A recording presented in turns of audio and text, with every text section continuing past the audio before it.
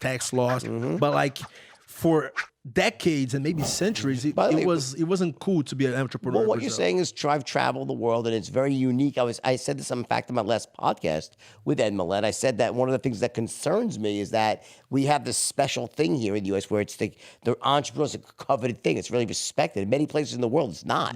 It's frowned upon. And also, like, there's places where in like Australia, the tall poppy syndrome, where so if you get too big, they want to cut you down. So is it in Europe? It's just like that too. If you get too big, they want to cut you down. So in Brazil right now, what's happening is, do the whites live better than the blacks? Hell yeah. Much like the difference between the whites and the blacks is much wider in Brazil than in America.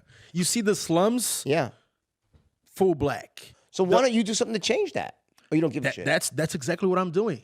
I write books. I interview successful people on my podcast. My mission is changing that. Yeah. So that would seem like to be a really noble thing to do, okay? Because I think that's fucked up. That is fucked up. I agree with someone, and I'd be willing to help, by the way. Anyway, like I'm going. There we go. No, I would. I'd gladly do as much. I'm going to Brazil in 2 weeks from now. Just I told you, I have 3 weeks from now, doing an event there.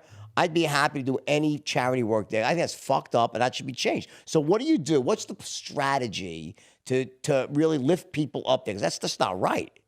It needs to stop. I think it should stop. Not my country. I think it should stop. And I think you're the perfect guy because you're a brilliant guy, obviously. Thanks, bro. Also, you're a smart guy. Thanks. You're banging Russian models. I can't fault you for that. Not just Russian, Ukrainians, Moldavians. Even better still. Lithuanians, Estonians. They're all fucking Russians to me.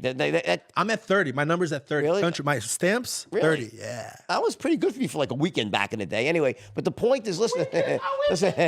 Listen, no seriousness. Listen, and so this is, you are blessed and privileged. Thanks. You are, right?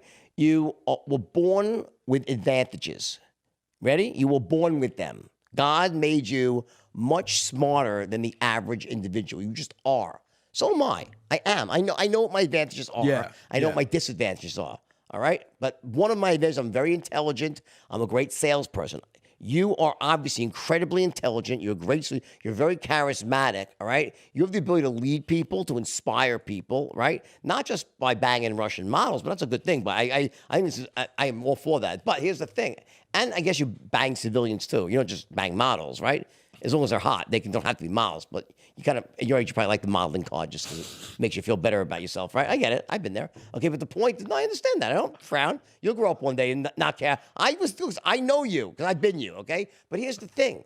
There's how many oppressed black people are there in Brazil? A shit ton. How many? 70 million. 70 million, right?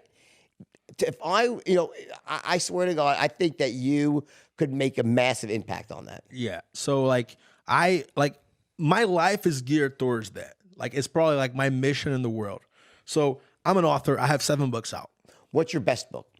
My best book is called Hackeando Tudo. In English, Total Hacks. It's not out in America yet, but like from the time this interview goes to the air, the book is going to be out in English. Okay. It's a mission. So here's the deal. I wrote that book. It's like a self-help book for young people, for millennials, right? But first of all, I write the book the way I talk. Second of all, I put swear words in it, right? And so why did I do that? Because for those people, they're not used to reading books. So I need to get something closer to their reality. And for I sold like hundreds of thousands of copies of that book. And most of the feedback is like, it was the first book I've ever finished. So people read it fast. It's small. It's read it fast. It's like basically I studied all the successful people in America and Brazil, and like they all have habits, daily habits. Right. So I compile all their habits and put in a habits book. Don't tell me there's only 7